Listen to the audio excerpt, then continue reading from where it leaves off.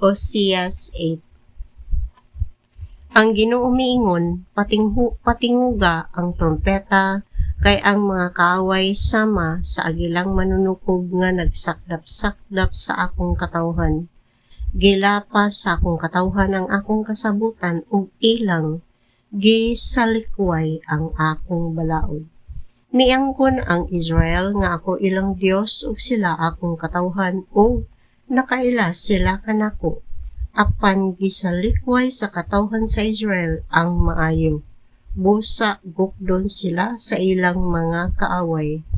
Nagbuot-buot sila pili og hari sa walay pagpananghid kanako og nagpili silag mga kadagkuan apan wala gani sila magpakisayod kanako.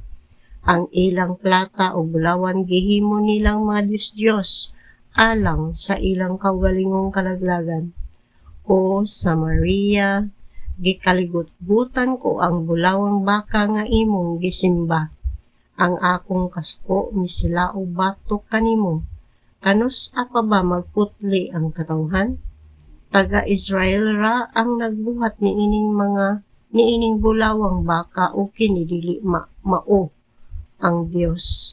Madugmok gayud ang bulawan nga baka sa Samaria. Kay napugas silang hangin, bagyo ang ilang anihon. Wala mamunga ang ilang gipugas busa wala sila'y makaon. Kung mamunga man o galing, mga langyaw ang mukaon niini. Gitukob ang Israel og mitipon na sila sa mga nasod nga daw galamiton nga wala nay kapuslanan.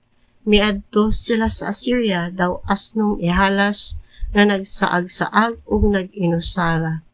Ang Ephraim may mga hinigugma nga ilang gibayrag sa lapi.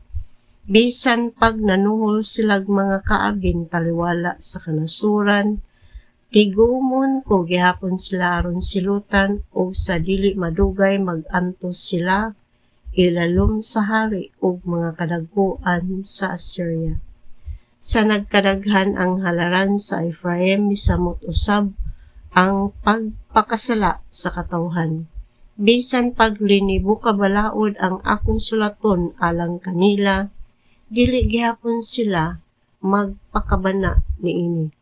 Naghalad sila og mga mananap ug makakaon sila niini.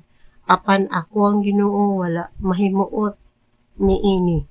Busa karon hinumduman ko ang ilang mga kalapasan ug silutan ko sila tungod niini. Unya ibalik ko sila sa Ehipto.